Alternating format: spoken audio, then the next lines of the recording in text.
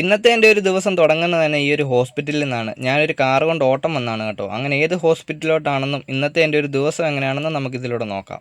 ഈ കാണുന്ന സ്വിഫ്റ്റ് കൊണ്ടാണ് കേട്ടോ ഓട്ടം. നേരെ വന്നു ആളിനെ കയറ്റി വണ്ടി എടുത്തു. വണ്ടി എടുത്തപ്പോൾ സമയം കറക്റ്റ് 6:34 അങ്ങനെ ഇപ്പോൾ ദാണ്ടെ ഹോസ്പിറ്റലിൻ്റെ ഗ്രൗണ്ടിലെത്തി വണ്ടി പാർക്ക് ചെയ്തു. റാന്നി ഹോസ്പിറ്റലിലോട്ടാണ് കേട്ടോ ഓട്ടം വന്നത്. അതും ഒരു ഡയാലിസിസ് പേഷ്യൻറ്റിനെയും കൊണ്ട്. പുള്ളി കുറച്ച് പ്രായമുള്ള ഒരാളായതുകൊണ്ട് ഹെൽപ്പിന് ഒരാളും കൂടെ ഉണ്ട്. എന്നാലും ഞാനും ചെറിയൊരു സഹായത്തിനായിട്ട് ഇങ്ങ് കയറിപ്പോരും.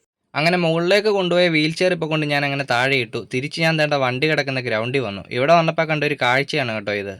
ഒരമ്മയും 4 മക്കളും. ദാ ഈ കടയിലെ ചേച്ചി എന്നും ബിസ്ക്കറ്റ് കൊടുക്കും. അത് മേടിക്കാൻ വേണ്ടിയിട്ടാണ് കേട്ടോ ഇങ്ങനെ വന്ന് ഇരിക്കുന്നത്.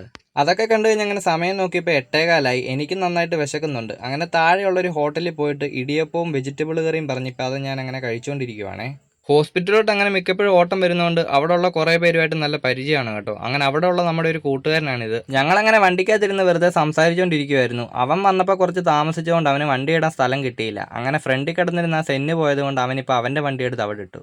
പുള്ളിക്കാരനാണെന്നുണ്ടെങ്കിൽ വീഡിയോ ഒക്കെ എടുക്കുമ്പോഴത്തേക്ക് ഭയങ്കര ചിരിയാണ് കേട്ടോ. അങ്ങനെ കുറച്ച് സമയം കഴിഞ്ഞപ്പോഴത്തേക്ക് അവർ മുകളിലേക്ക് കയറി ചെല്ലാനെന്ന് പറഞ്ഞ് വിളിച്ചു.